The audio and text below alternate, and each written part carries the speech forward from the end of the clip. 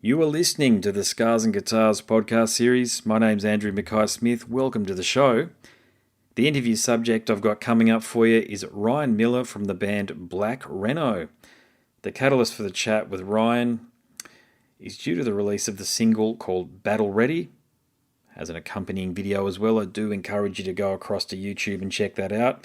And the group will also be touring throughout May and June.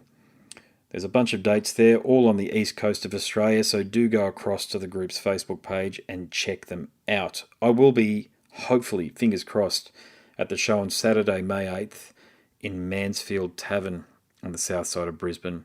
Something else, Ryan is also one of the fellas at the centre of Cult Etiquette PR, so that was very interesting to talk about as well. Plus, he owns a studio down in Sydney, House Fox Studios, rehearsal studios, recording studios, that sort of thing.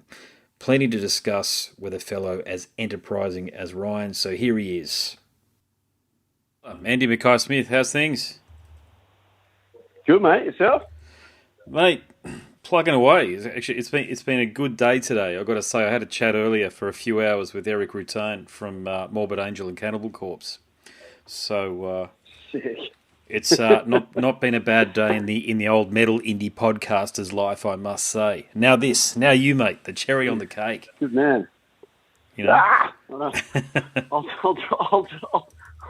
I quite, come up to that caliber, but I'll do my best, mate. I'll do my best for you. You know, I don't know whether you recall, but we had a chat about 3 years ago or so. I just checked before we got on. That's how long ago it was. Yep, I do remember. I 3 do years remember. ago. I thought Crazy. so. I thought that's who I was chatting to tonight. I was going to ask you. I was going to double check. I'm like, I'm pretty sure this is the same dude. Yeah. How have you been? How have you been? Mate, I think a lot has changed and nothing has changed at the same time, meaning I'm still obviously doing this. So that's great. Yep. I went... Yep. I think I was at uni when we last had a chat. Either way, I've got a degree since then, so I'm now a full-on journalist and I'm sort of in the halfway point between doing news media for News Limited and writing books, writing autobiographies. I think it's just a bit like what you guys are doing, yourself and Dicey are doing, man. We're just trying to spread the word ultimately, and give some relevance to our genre at the same time as actually earn a living out of it too. Yeah, it's a tricky line to straddle sometimes. Like you got to. On one hand, we both Dicey and I, we're musicians. We both play in bands. Like this is this is our passion. Full stop. It's what we love doing, just for the fun of it, just for the sheer enjoyment of it. But then also, making a career out of it as well, and trying to do it full time as a career as well. It's a crazy thing sometimes. Most businesses fail within the first 12 months, mate. But given we had a chat, many small businesses fail within that period. But given our conversation was 3 years ago, so you've got House Fox Studios, you've also got the band, and I think you got the rehearsal studio of the same name, if I'm not mistaken. So you're clearly doing it. Yeah, no, I'm doing it. The studio started in 2013, and so that's this. This June will be 8 years we've been open for. So that's doing it, and Cult Etiquette, the new PR agency, that's 6 months in, and that I can't see that failing, to be honest. And I don't mean to sound arrogant or like to come across, but I just don't see it really not lasting because I don't know. We really enjoyed doing it. The beautiful thing about the PR agency is it doesn't have a ton of overhead, so if you have a quiet period, it's not going to kill you. And that's kind of like, I guess, one of the benefits about both Dicey and I with the PR thing is that it's not our 100% sole income.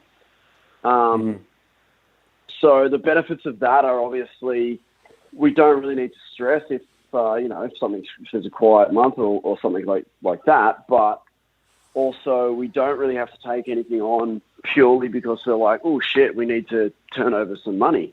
Like, we simply won't do it if it's we're not going to take on a campaign for something that we don't like in general. Like if it's just not our cup of tea. Yesterday, was it today? Today I got an email from a pretty good pop rock sort of indie band, and their production was great. The sound was great. It's just not really my thing. I don't hate it, but I don't like froth on it. It's not something that makes me go, oh, I've got to crank this up. So I just said, hey, man, it's not really my cup of tea. Thanks for hitting us up. Maybe try these guys, and just recommended a couple of other PR agencies. Yes. And so that's sort of the benefit, I guess, of the thing that's lucky for us is we sort of have that luxury that we can we don't have to take anything on that is purely based on making a couple of bucks that week or something, I get it, and I think you're being true to yourself too, and from that perspective, you're not looking to turn a quick buck. Have you seen what Earache are doing these days? Earache, the label, obviously the big one in the UK. Yeah. I mean, I don't keep up with every single thing they do all the time. What are you referring to? So they've basically ditched extreme metal, which built their brand effectively, and they're doing this nouveau rock shit. Now, to be frank with you, I don't like any of it. I've without realising it, I've done some reviews and turned down some interviews. What was one of the big ones? Was it Black Cherry or something? I don't know. They've all got, to be honest, man, they've got fairly generic names, these bands, and more power to them if they go and conquer the world. God knows we need more rock music out there. But I'd rather, when I think of Earache, I think of Morbid Angel, Deicide, Napalm Death, Extreme Noise Terror, the list goes on. But they've switched strategy, and I think these guys, and look, Digby, I've spoken to plenty of musicians and people who've dealt with him, and without saying a heap of shit, there's not great feedback, if you know what I'm saying. Yeah. And the point being there is that he's been in business now for 30 or 40 years or so doing that. Now, either he's seen the writing on the wall and just doesn't think there's any money in extreme metal, but he's switching across to this rock music. I don't think there's a lot of money. I don't think there's any more money in rock music than what there is in extreme metal at the moment, because both are completely in the outhouse as far as the mainstream are concerned. But I thought it was an interesting strategy, and one day I'd like to have a conversation with him and Al Dawson. I think, the Australian guy who looks after the American operations as well, and ask him, like, what are you guys doing? Like, to your point, you've received some interest from a band that is outside of your wheelhouse and said, no, thanks. Maybe they just got a ton of knocks on the door and thought, well, no, this is a good opportunity for us to go in this direction and completely re-strategize the way the business is being run. But to be honest, man, I just don't think, I don't know shit from Shinola. I'm not going to say that I do, but if we're talking about long term, I only ever think that it can hurt a brand. Yeah, I think so too. I mean, like, I can't, what their whole plan is, who knows what that is. But in terms of, you got to stay true to what your core is, like in the same way that like we're having this conversation now about Earache and going on now, they've just completely changed the thing, and it's not really what they built their whole career on, their whole business on, their whole everything on. It comes across as insincere, doesn't it? Like, well, to me it does. That's what it comes across as. It's like they're looking. It's like the Goo Goo Dolls thing. And I'll tell you, that's the right way to go about it, because, Brian Slagel and Metal Blade picked up Goo Goo Dolls when they were nobodies playing punk. They were covering literally a band from Manly, Near You Men. They were covering Lime Spiders. Yeah. These guys were legit. And they just became more mainstream over time. And they bought a bit of a windfall, I think, to Brian and to Metal Blade. That's a bit different. And there were no other Goo Goo Dolls on Metal Blade. There was just Goo Goo Dolls doing that style of music. And to be honest, I quite liked them. I thought they were a pretty good bloody band back in the day. Johnny Rosinick could certainly write a song. Yep.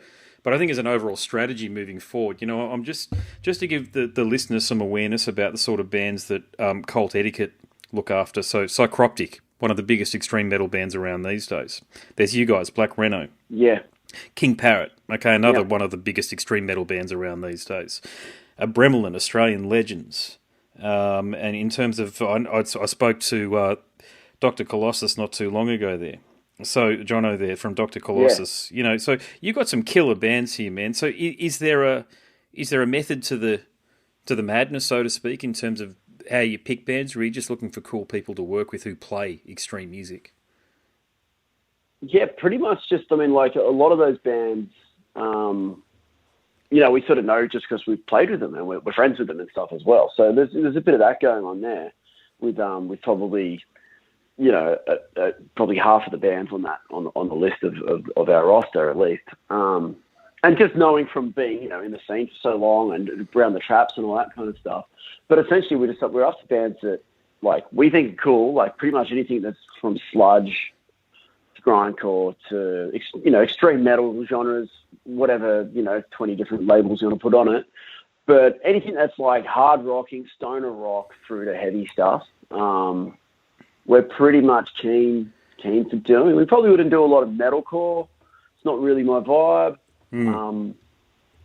But, sort of more in those realms of, your stoner, sludge, doom, grind, death, all that good stuff. All the good stuff, just, mate. Pretty much just all that stuff we love, basically. We're only really interested in working on stuff that we like. We're not going to work on something for the sake of it. It's simple as that. We've got no interest in working on a band that I think doesn't sound great, even if they've got a great production. But if I don't like their songs, I'm not going to work on it because I'm not going to. It's nothing against them. That doesn't mean what they're doing is wrong either. It just means it's not necessarily my vibe. But the whole point of it is to try and give ourselves a workload where we wake up and we turn our computers on and we sit down to do stuff and we're like, fuck, this is sick. Like we've got that feeling of, man, this is awesome. And when I hit someone up like yourself to say, hey, can you chat with Jono from Dr. Colossus? I'm saying that because like I'm stoked to be working on the Dr. Colossus campaign because they're a sick band. Well, they're fucking rad. So just approaching it with that kind of attitude. And once again, it goes back to the fact that we don't have to take anything on that we don't want to purely to turn a buck. If we have a quiet week, we have a quiet week. It doesn't matter. But what matters to us is that we're working within those genres of music that we like.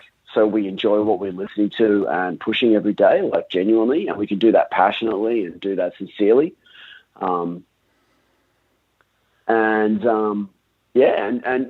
Just working with cool bands that put the effort in and can put a cool video clip together and can put cool music together and can treat what they're doing seriously and not sort of, half-assed because that once again, that's more enjoyable to work with and you can get results with that, Yeah, you're not working with bands that are presenting you a shit sandwich and saying, please help us sort it out. You're working with people who already know who they are. Yeah, and if a band comes to us and we've got a service there where it's like if you have got something really good going on, like you're brewing up some really good music, you're brewing up something that's cool, but you just don't really know how to present it because you're fucking young or you're just new to it or you've never really played in a band before, but you just so happen to write really cool music, you just don't know how to present it. So we do another thing where we just do like a consultation. Where Nice. We just say, hey, cool, send us all your information. Let's give us everything you've got. Give us your little spiel, your take on where you want to go and what your dreams are and all your goals and all that kind of shit. And then we'll sort of sit down, break it down. Like, okay, cool. This is what you need to do for the next 2 years, and we like put together a 2-year plan. And hey, maybe you should get some decent photos. I mean, the stuff's not rocket science how to put this stuff together, but it's funny how easily people sort of forget or just don't pay attention to it. So sometimes a band will come to us with, like they're like, hey, we want to do some stuff. And we go, well, you're not quite ready to do some stuff because the video clip you put out, that last one's pretty shit. No offense, but it's just not very good. There's no point giving us your $1,200 or whatever to launch your album if you don't have good content to go with it, or however much to launch a single or something. If there's like a shit video clip, because I'm not going to send a shit video clip around because no one's going to want to put it on their website or share it in their fanzine or anything like that. So yeah, do you find people deal with? Just help. Do you find some people? Sorry? do you find some people like? I admire that, man, because it's direct, man. You're giving people a sort of feedback that they need. Do you find some bands though they take some of the feedback personally? In other words, they disagree with you and go, "Actually, yes, we do have everything all together." Yeah, I mean, well, I guess they're not coming to us asking for help when that happens. And if a band comes to us and says, "Hey, we want to do this thing," and we just say, "I don't know," it is kind of a tricky one. It's like, oh, "Hey, man, you're not good enough." But it's not what we're saying. It's just saying, "Hey, like, we'll just generally say, hey, this is, this is on the way. We don't feel like it's really time for you to spend your money with us, and we don't want you to spend your money with us until it's makes sense for you to invest that cash. If you want some help tweaking polishing things up or whatnot, then we can do that." And then there's some people come directly to us for that. But yeah, we just you just got to let them down gently. If it's just simply not up to scratch, you just sort of you just got to let them down gently, I guess. Find a way to do it. Yeah, true. Yeah, without being rude and without breaking their heart, because there are some people out there doing things that maybe they think it's a little bit further ahead than what it is, and that's all it's ever going to be, and you don't also want to crush someone and make them feel shit just because of your opinion. So yeah, make sure you go about it the right way. Yeah, that's the key thing, going about it the right way. But you've got the experience to do that. And look, something else I like about what you're doing with House Fox is the House Fox sessions, I suppose you'd call them, the videos that you're releasing.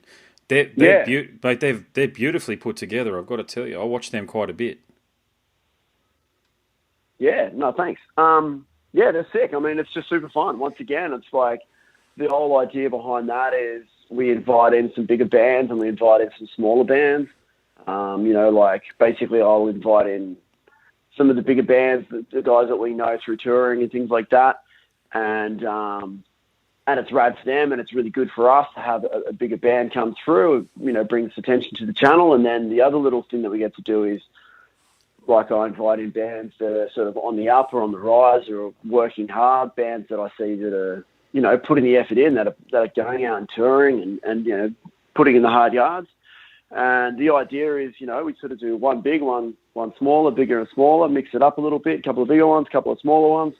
And it's super fun, and it also helps those smaller bands get a little chance to be on that channel with the bigger bands and sort of, get a little bit of that shared exposure.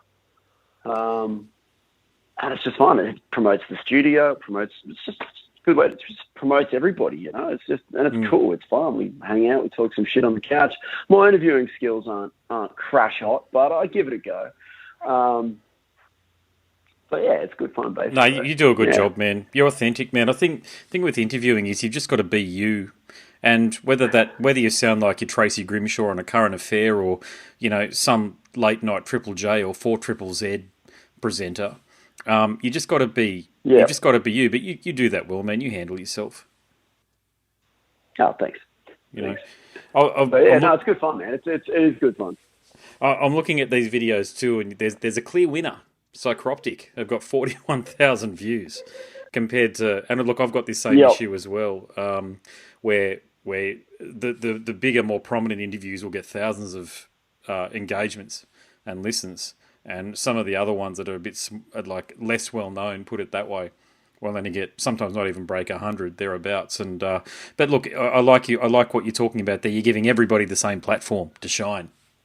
And you're doing the same thing as well. So you're off chatting to all these huge artists and huge people, and then you're chatting with smaller bands that are on the rise and middle level bands and all that kind of stuff. And you're essentially doing the same thing. Like those bigger guys are essentially the ones that are going to bring the numbers into your podcast. And people are scrolling through the podcast and they're checking out these big, they're there for the big name, and then they scroll down and they see this other name. They go, "Oh, I've heard that. I'll have a listen to that," and then that helps them as well. So it's a similar thing, really. Yeah, I've got a pretty interesting thing going on at the moment where my Australian audience share is down to about, I don't even think I'm at 15% at the moment. well over 50% is from the States, which is pretty normal. You get that where so much comes from the United States because it's a big commercial market. But just trying to work out how I can bring more listeners from Australia because there's obviously more commercial opportunities if I do it that way. From the perspective that, well, I haven't sort of fleshed all of my ideas out yet. So, but it's just interesting that I've noticed that. And I think a lot of that's got to do with, to be honest, most of the people that I interview aren't from Australia. They're from abroad. So you're getting a lot of, so you're getting more, when you're talking to guys like Eric Rutan, he's internationally renowned and well known. So you will get a very even spread of people from across the globe listening to something like that. Whereas some of these smaller local bands, particular some of the bands, or I truly enjoy. God, what's the name of the? I've got a mental blank. I always do this, mate. So Firestarter, Adam Weston from Birds of Tokyo, his label or his disty, Firestarter. I interview a lot of artists on Firestarter. Actually, pretty much anybody they want to send to me, I'll have a chat. And that's a lot of fun too, talking to some of the local artists because you're talking to 19 and 20-year-olds. About how they're getting their DJ careers and this sort of thing up off the ground. And I learn a lot too because I don't know a lot about how those sort of artists do their thing these days. But look, I'll change strategy, mate. Let's have a topic, and let's have a chat about Black Rheno because I do like your band, man. I'm not just saying that. I think thanks. It's rare for me to, being a career bass player, it's rare for me to like a band that doesn't have a bass, but I mean, you don't miss it with you guys, do you? It's a huge sound. Yeah, it just all happened by chance. That too, we were getting together and we were jamming at the start of things, and we didn't have a bass player yet. We were trying a few people out, and we just weren't really quite gelling with the right person. And then we were sort of like, oh, maybe we just go play some gigs and. Maybe we'll just do this, play a couple of gigs, and we might meet some people at the show or something, And then we sort of started to do it, and then we're like, oh, hang on a sec. Maybe we just do this. This works. And it's super simple. It's not like it's a huge, wall of sound, but it's not some crazy setup. It's just essentially, he runs 3 amps, so it sounds a bit, excessive, of course, but it sounds good. And but it's just 2 guitar amps and a bass amp and an octave pedal going to the bass amp, like just split the signal 3 ways. The 2 guitar rigs, just slightly different tones, doing things, just creating that one guitar tone really, and then just everything he's playing, just going, all 6 strings, everything he's playing going through an octave pedal, coming out a bass amp. And that's it. It's not. Yeah, it's not like reinventing the wheel or anything like that. It just works, and we tune really low, so you sort of add that already playing in a very low tuning to the equation, and it just sounds like tons of bottom end and real fat and chunky. It works. It's good. And a great example of it is on the new single Battle Ready. I love the song. I think it's just another big fat hairy grooving monster of a tune with your brutal vocal over the top, but something you do very well, and we sort of already mentioned it, but as the video strategy is awesome, man. I was watching it the video. I was watching the video with my kids before, and I've got 2 daughters, and my eldest daughter hates horror films. Okay, so she was imploring me to turn it off, and I said, "Look, I don't know how this video is going to win, but I'm pretty sure it's going to be a funny ending, and there'll be nothing scary about it." And I tried to explain to her that what you went through down there was pretty. God, don't get me wrong when I say this. It was pretty typical of Sydney and some of the experiences I've had in Sydney. With people looking at you and chasing after you and stuff. I mean, hardly any of the crime actually that happens in Sydney is covered by mainstream media, and there are reasons for that which I won't go into. But I think you nailed it, if you know what I'm saying. Yeah, no, thanks, man. It was pretty funny. It was funny when you mentioned your kids watching it and sort of going, "Oh, what's going on here?" I stopped off at the cafe that the scene is, the starting scene is in, because it's just a cafe across the road from the studio. They're my mates that have that place because I go there every day. And I went in there the other day and I was like, "Oh man, the video's out. I'll show you." So I was showing the guy that owns the cafe, and his daughter's on school holidays, and she's in there and they're watching it, and she's like, "It's just someone screaming the whole time. What is this?" I was just laughing, and then her dad's like, "Oh, that's him." And she's like, "Oh, is that you?" She's like, "Why are you screaming?" I don't know. Well, I Just like didn't the get it. It was so funny that. just that it's a mochaccino, Uh, or what is it, soy latte, dairy-free mochaccino, or whatever it was that you order. You know, that one of those pretentious yep, coffees rather than just a long black or whatever. yep. And being chased like you were, and the library cards. Or I'm giving it away to everybody who hasn't seen it yet. But you think for all money you're dead, but you're not. You're just being handed your library card, and there's a bit of a car chase there as well. So you covered quite a lot of bases with that one. Yeah, no, it was pretty fun. It's yeah, we're really happy that it came out. We put it together pretty quickly. Really, it was sort of we didn't really know what we were going to do. Like at the end of last year, or sort of like towards the end of last year, we were thinking about booking a tour, and then Christmas hit and all that kind of stuff, and red zones and all this kind of shit with COVID and blah blah blah. And so we were like, okay, maybe let's not book a tour. And we'd started recording that song before Christmas, and I was living in the red zone, so Nano couldn't come and visit me because he lives, our guitarist lives in the city, and I live on the beaches, Mm-hmm. and so he couldn't come and visit me. So we tracked the drums before Christmas, and then we were going to do the guitars in the Christmas break, which just didn't happen. So then, sort of finishing the song up took a little while to get around to doing it, and then we were sort of like, are we going to do a tour? Are we not going to do a tour? And then we were like, oh, fuck it, let's just book it. So we booked it all. Like, we booked the whole tour, all the bands, everything within like 3 weeks. And then Nice. announced the tour. And then we were like, shit, we better get this video clip put together. So like, it was like, it's funny, I talk about like making sure bands are prepared, that come and see me. But I mean, this year just throws curveballs. And you don't we didn't. Yeah, it was sort of like, normally we would have that sort of the whole thing planned like 5 months out before it, everything fully ready to go.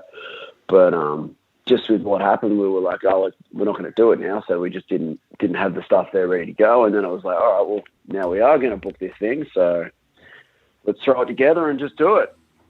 Indeed. So, yeah, it's kind of crazy like that. But, yeah, so then we, sort of running around getting the video clip done and everything ready to release in time. And, no, it came out all right. It came out really cool. It was lots of fun. And it's just a fun track overall. Yeah, it's killer. Groovy tune. Yeah, I love that you're a brutally heavy band that doesn't take yourself seriously, and I think that's the key to that's the key to a lot of bands to getting success. I think there's a lot of the more satanic than thou stuff out there, and that's cool too. I'm not knocking that at all because God knows I love a lot of that stuff. But it's always cool to see a band that plays as heavy as what you guys do. Has some good videos. Like it seems to be a real Aussie thing, doesn't it? With what you guys and what King Parrot are doing, taking the piss out of yourselves slightly. It's good, man. It works. Yeah, there's a few bands that do it really well. Hammers is a sort of rock band from up around the Gold Coast, Byron area. They've always got really fun video clips as well, and they take the piss out of themselves. And yeah, I don't know. It's just our personality. Like, it's just who we are. You just got to roll with your personality. We're pretty light-hearted, fun people when it comes down to it. We just play aggressive music, but we're not, crazy, angry people as such. So why make a video clip that makes us look like big, intimidating metalheads? We're not big, intimidating dudes. We're fun dudes, I guess. Dudes. So, yeah. And there's nothing wrong with doing those things if you're a band that is like writing big, intimidating music and really intimidating lyrics and shit like that. Maybe then that's the right thing to do in your video clip. Do some scary stuff. I don't know. Some heads getting chopped off and rolling down the street. I don't know. But Yes. it's just not us. So, yeah, we just be yourself. It's like anything. It's the same as sticking true to who you are, I guess. Yeah, I'm on a bit of a trip with bands like you guys at the moment. I'm a massive Macabre fan. So I'm still listening to their album that they released last year. And anything which has got a bit of a sense of humour about it, but still very heavy, mate, I tend to savour at the moment. So, and I think with what the world is going through too, with all this COVID bullshit and all these lockdowns, people need that light relief, even if they're heavy music fans, because God knows it's not been easy. I know in Sydney, I think has probably got through it the best out of any major city almost anywhere in the Western Hemisphere, in terms of there Yeah. wasn't the hard lockdowns, and people could still move No, we about. didn't have the Yeah, yeah, and for the, so I suppose, I mean, it might be a redundant point, but COVID, with what you're doing with House Fox, you probably didn't feel it, I suppose, did you? Yeah, I felt it. Oh, did you? So I there were definitely felt it. cancellations. Oh, yeah, that sucked. Yeah, well, so we shut down for like about a month. And because at the time, like, it turned out I didn't actually have to, by law, close the door. But because I couldn't find an exact answer on it at the time, I did, because I didn't want, we didn't know how bad things were. And I didn't want someone coming into the studio and then leaving and getting sick and then dying. Like, fuck having that on my conscience. So, I'd rather just, okay, it cost me some money, but I'd rather just shut the doors and make sure that that's not going to happen. So I ended up shutting the doors for about a month because I was trying to find an answer on what category I fell into, because it's such a niche business. It wasn't obvious. We're not a gym, but people are saying, oh, fuck a gym, Probably people turning up and I don't know. Anyway, people singing and all this kind of shit. So sort of shut down for a month, and then after that I sort of opened up at probably like 30% capacity, like only opening 2 rooms and, having like an hour gap between sessions, making sure everybody left on time, and I could get in there and sanitize everything and, these crazy routines, and that carried on for a couple of months. So, and then, like there's like, oh, we're going to force, the government's like, oh, we're going to force everyone to, you have the boss is going to make you like defer your rent. And I spoke to my, landlord. I spoke to my landlord about that, and he was cool straight away. He's like, yeah, cool. We'll defer it, whilst you need to, like 50%, knock 50% off whilst we can. And then I was like, mate, I don't know if I could even do that. Yep. And then, but the reality is, like, you're just deferring it. Like, you do that for 6 months and you owe your landlord 20 grand. Yeah. So, I quickly went, hey, I'm not doing that. So I ended up going and like swinging a hammer and joining my mate who's a builder and doing carpentry on the side and working 2 jobs, mate. It was fucking crazy. It wasn't a fun time. No. Yeah, it was sort of like get up early, go be a carpenter through the day, come back, clean the studio, do, work there, then work on the weekend, catching up on any mixing or editing or things like that. Obviously, it all dropped off really abruptly. So it was sort of, it was pretty full on. Lost a bunch of money. It wasn't much fun. Well, I shouldn't have assumed, mate. Fun. Yeah, I mean, just from my vantage point here, it looked like Sydney was getting through with no dramas, but you were being a conscientious business owner and doing those things you mentioned. But yeah, you've got to keep the. Yeah, that was the thing that gave people the shits, wasn't it? And it sounds like you've got a decent landlord, mate, but a lot of people don't. That's what, and that's what people like. That's why people are fucking been screaming so bad, because it's like, people go, oh, you guys are all right. You're all walking around. You're going down the beach and all this kind of shit. And it's like, yeah, we are. But there's all these businesses that like, like the overheads for running the studio are fucking huge. You're paying off business loans, the investment of it all. It's not like, it's a huge thing to take on. And then to be like, okay, cool, there's absolutely no money coming in. And, okay, the landlord's a legend and he was cool to defer it, but I still owe him if I don't pay it. So it's like, well, I can't have that happen. Once you sort of, you go through this whole panic fucking period of like, what am I going to do? How am I going to do this?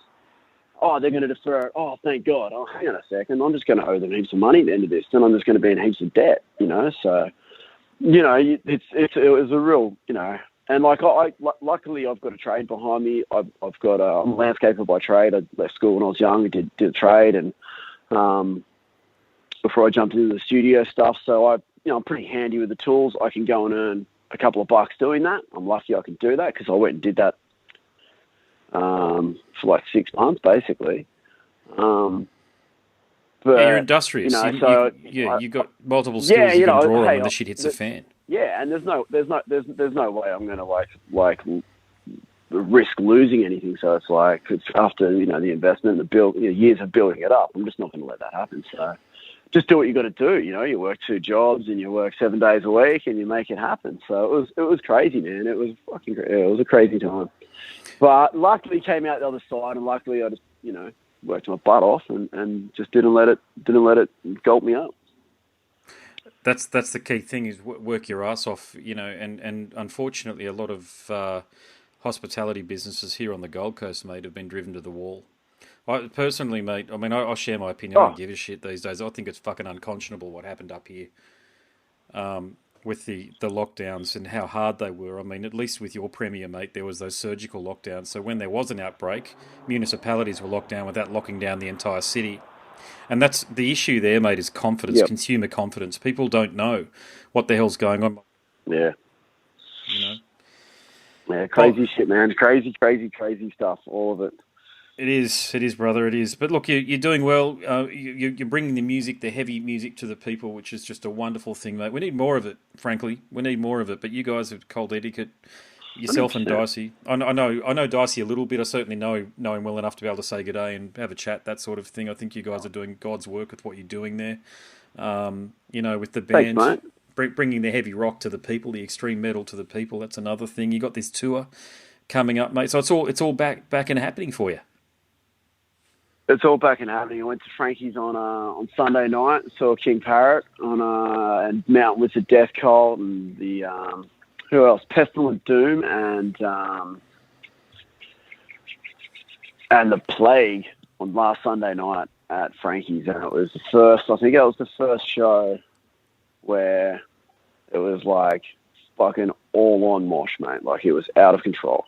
Oh, I bet it would have been. Yeah. It was a pretty good. It was a pretty good thing to see, just to stand back there and just watch everyone climbing all over each other, literally hanging from the rafters. And I was like, yeah, all right, cool. We're gonna do this again. This is cool. This is a good feeling. So pretty. I mean, we haven't played a gig. So we actually haven't played a show since February last year. So by the time we actually get to play again, we'll be 14 months between gigs. By the time we play Sydney again, it will have been a year and a half between our hometown shows, because the last Sydney show we did was in 2019 on the tour, the album launch tour.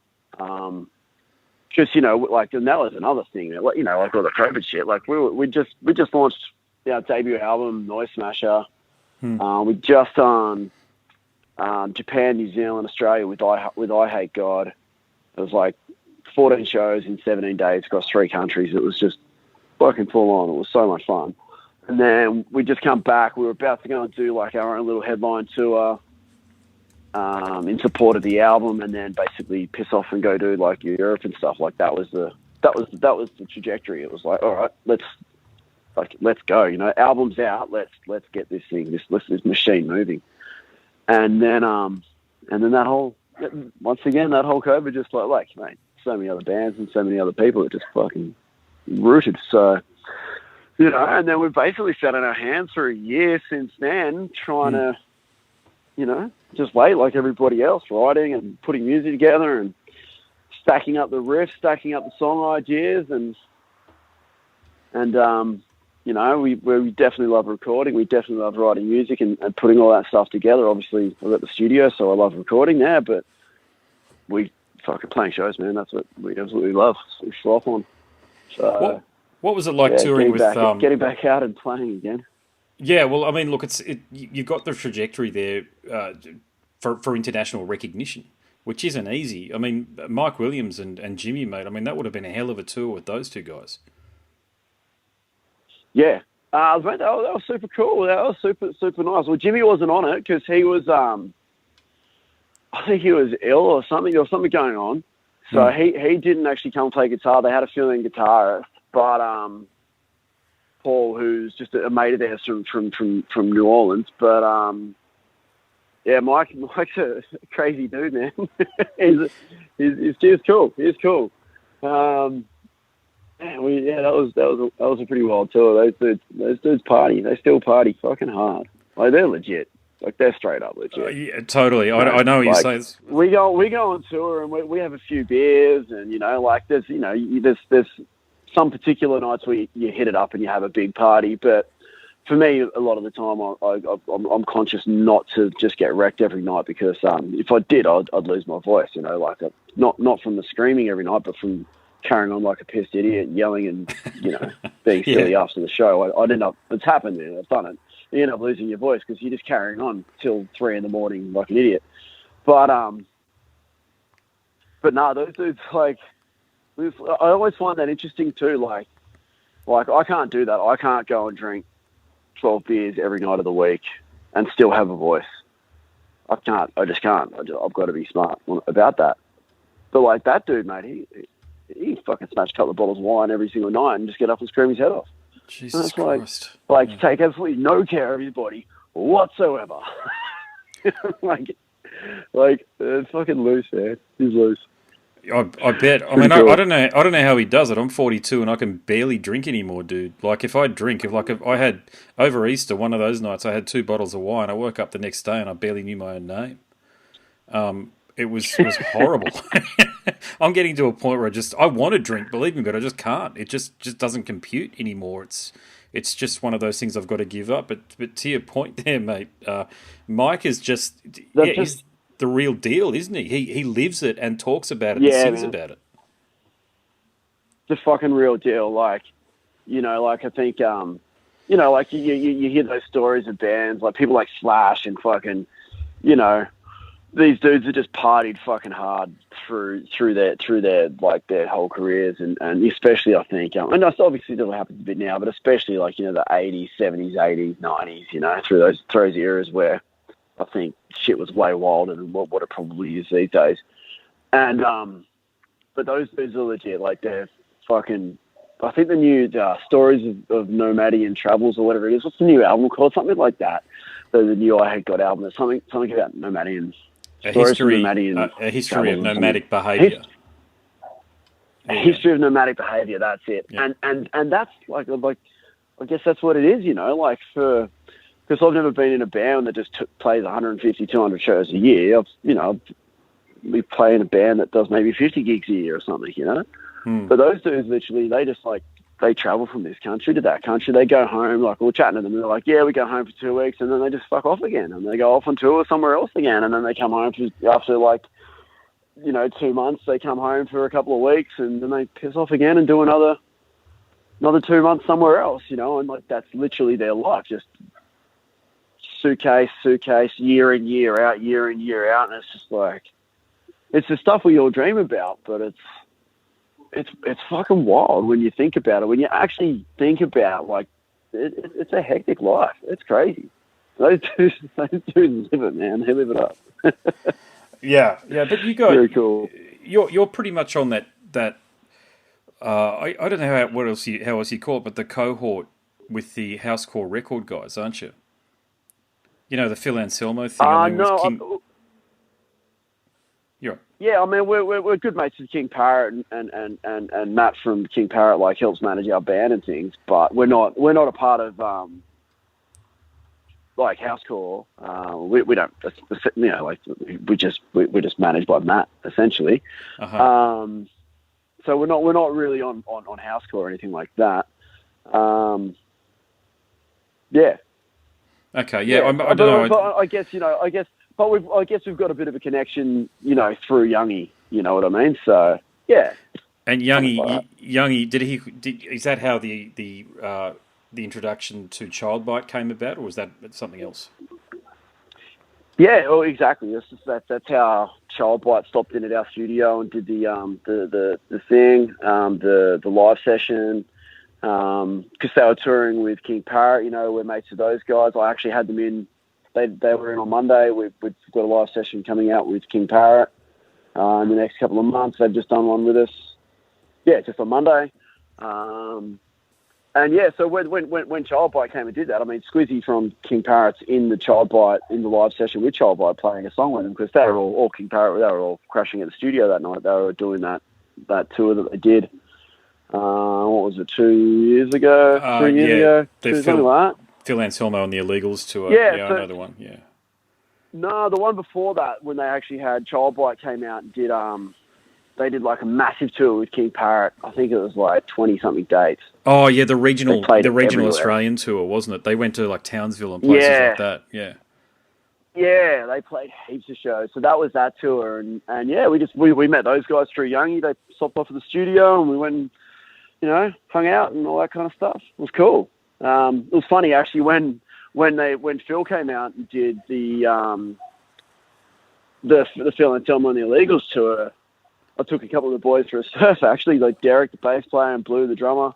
Yeah. They came around the studio. We took them for a surf and hung out with them, which was pretty cool. Nice. And we played a few shows with those guys on that tour as well, which was wild. It was funny, you know, like backstage at Frankie's, and I'm trying to get a beer, and there's someone in my way, and I'm like, oh, excuse me, man. And then I just realized I'm asking Phil to get out of my way so I can get a beer. I was like, I hear this voice go, oh yeah, sorry, brother. Or like, oh yeah, brother, you know, like, yeah, like as I'm trying to scooch past, and then I hear the voice, and I'm like, fuck, Phil, what the fuck, you know, because I didn't realize he was there yet, and it was just, he was just a totally fucking cool dude, man, super humble, super welcoming, and yeah, he was like, oh hey man, what's your name, you know, shakes your hand, gives you a little hug, good to meet you, man, thanks for coming along, all this kind of shit. I was just like, fuck. That's pretty cool. Yeah, I agree. I interviewed Phil cool. on that tour cycle actually, and I ended up sending him some rugby league videos afterwards, and he thanked me for that. And he's just a fucking good guy, Phil. And I got to say, I was nervous before that conversation because I'm a huge Pantera fan. Fuck yeah. They're like, I still listen to Pantera fucking regularly, right? I had on what's this? God, I'm shocking with names these days. The third album, anyway, with the blue cover, Far Beyond Driven. God, I'm shocker with names. But anyway, I just had that on recently. But talking to him, man, yeah, I just got a vibe that he was very down to earth and a very cool guy. Yeah, like oh man, that was wild. And then like when we did the last, I think it was was it the last show? I can't remember. It was one of the shows. We were in Tassie, and then it was the last one. It was in Tassie, and you know like. Well, what a legend too! Like, you know, he goes from playing like these fucking massive European fucking festival shows, like, you know, huge outdoor shit, and then he's still fucking down for playing the Brisbane Hotel in Hobart, which is like a 250 head room. I think there was 350 squeezed in that night, but like, you know, he's still up for it. And then we're backstage having a drink and whatnot, and they're all like, "Yeah, man, you getting up and singing with us tonight?" And I'm like, for real? And they're like, yeah, man, fucking get up and sing a song. And I'm like, all right, cool. So I got up and sung Walk with Phil. Oh my god. And I was just looking up, over, and it's funny. There's a video of it, and I get on stage, and the first thing I did was just grab him straight on the ass. And he looks at me in the video. It's funny. I walk on stage, and you can't see what I'm doing, and he just looks at me with this like impressed look, and he's like, nice ass grab. He's a good bloke, man. Literally just, yeah, he's good, man. We go verse for verse, like, you know, he sings a line, I sing a line, he sings a line, I sing a line, and then like in the middle of the song, you know, the solo's wailing, and he comes up and grabs me, man. He's grabbing me by the back of the head, and he's just fucking looking me in the face, going, "Fuck yeah, brother, this is fucking sick!"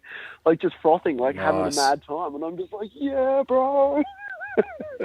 Man, I'm just going, what the fuck is going on right now? This is nuts. Like, what is happening? This is so weird. It is weird, isn't it? I mean, I think people who don't do what we do in terms of interact with these guys don't know how weird it is to actually talk to, and I'll say it, one of your heroes, childhood heroes, teenage heroes, and you meet them, and they're cool as shit, and you're like, fuck, man. Yeah. I mean, I've hung out backstage with plenty of these bands.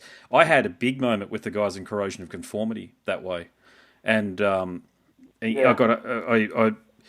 was, you know, John Howarth at all. John's a fucking good guy, actually. He organised for me to go backstage with the guys, but I was literally the only one back there with the band just as they got off stage and were toweling down, having a few bevies, and I was like, I felt like I should not be here. But man, I spoke to Woody and Pepper and the new drummer. It was literally a week prior or days prior Reed had died.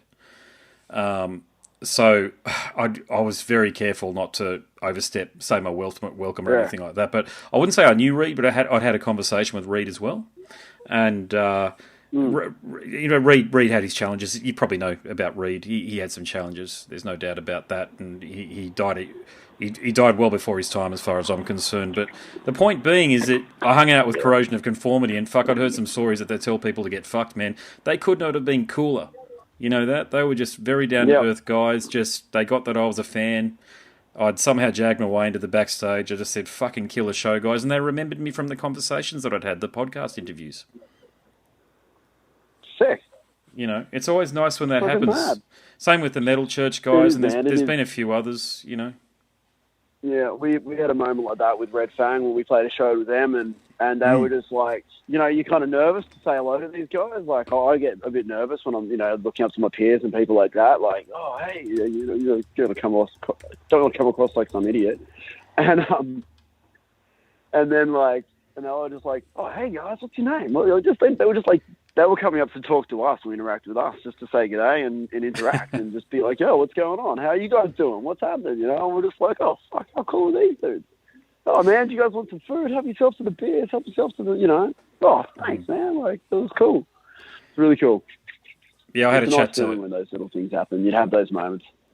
Oh, yeah, it's fantastic. Yeah, and I had a chat to Aaron from that band, actually, for the podcast. He was a cool guy. It was actually the tour with Drunk Mums back in early 2018. So it's probably that... Yeah, that was the tour that we played with them on. We played at the Newcastle show with them. Nice. Yeah, good guy, actually, yeah. I mean, it's killer. That's what I made the point with Eric today, because, you know, can you believe it? I spoke to Eric for almost 3 hours today.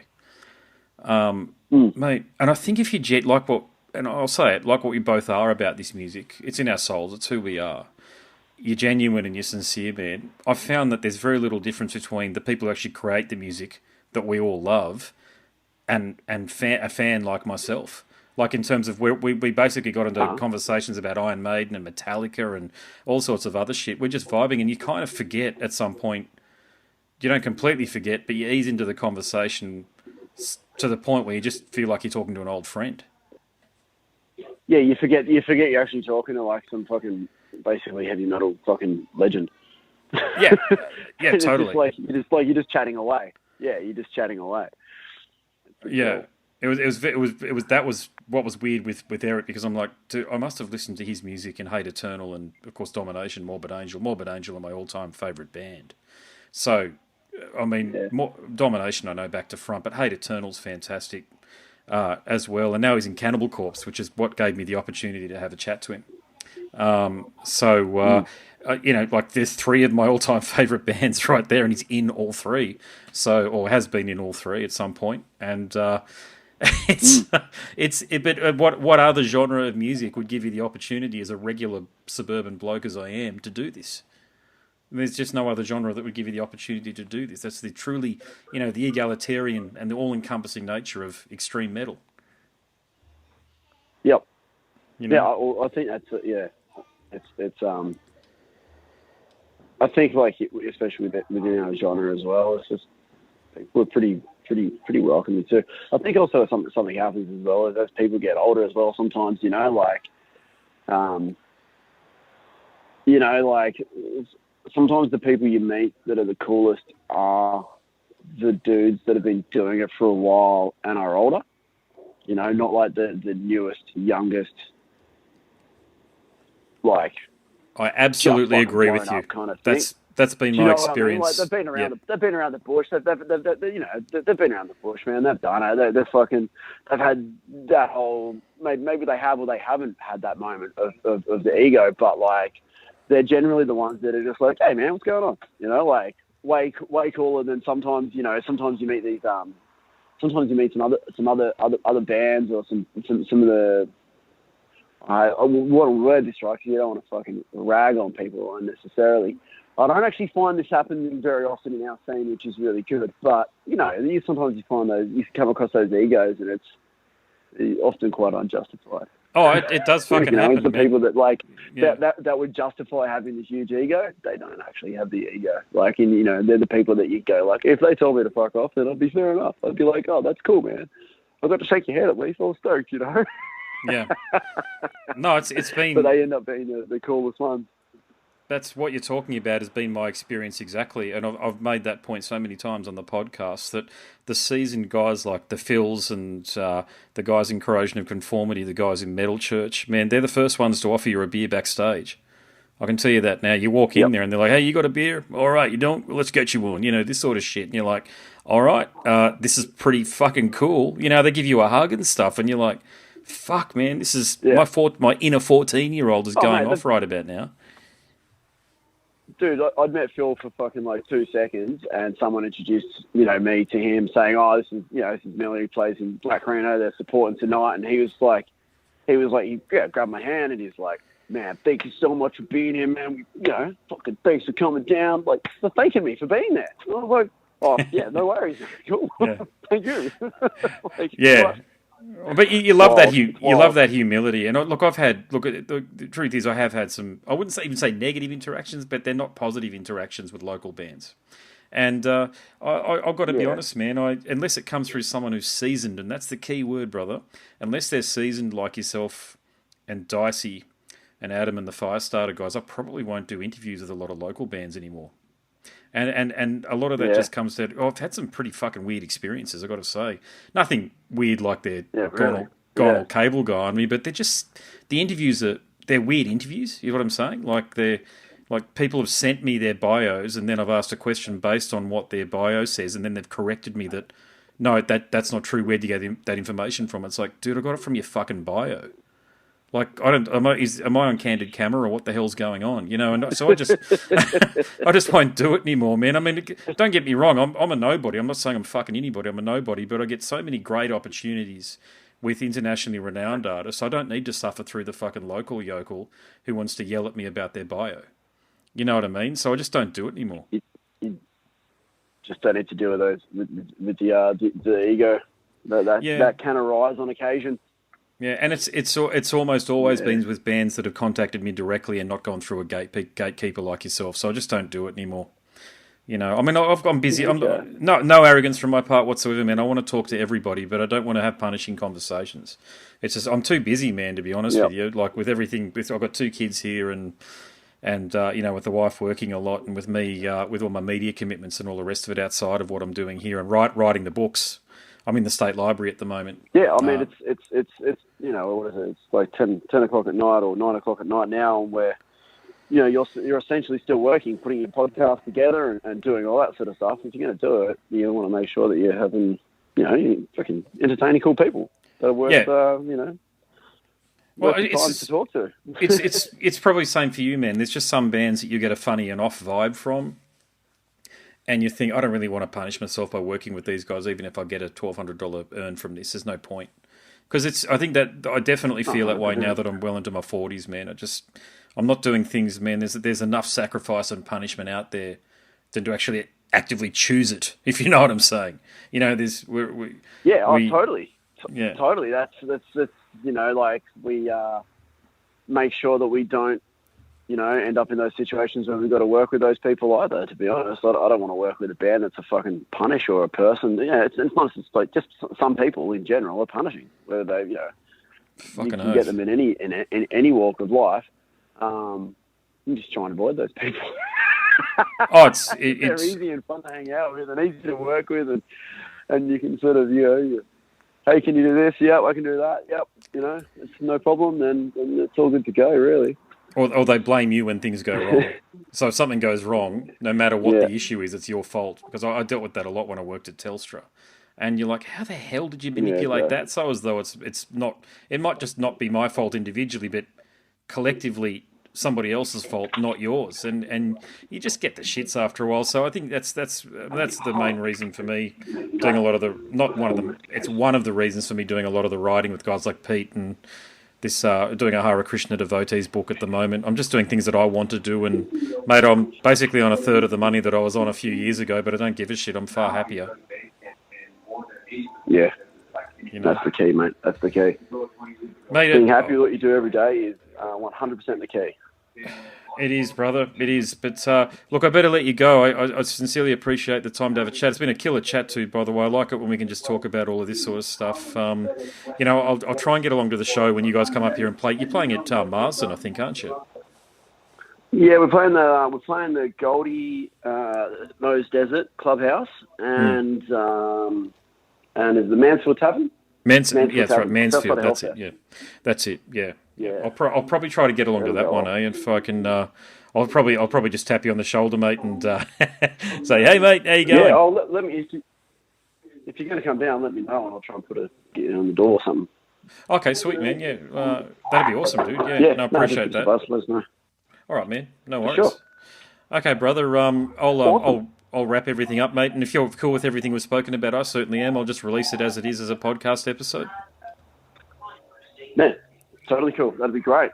Sweet. Appreciate your time massively. Massively appreciate your time and support. It's very cool.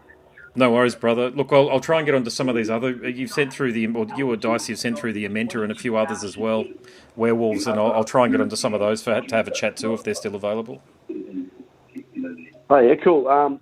Dicey's handling those ones, but yeah, no doubt they'd be up for it. Yeah, Yeah, I'll hit him up. No worries. All good, man. Well, thanks so much for yeah, the chat again. sick, Appreciate it. sick, awesome, bro. Thank you.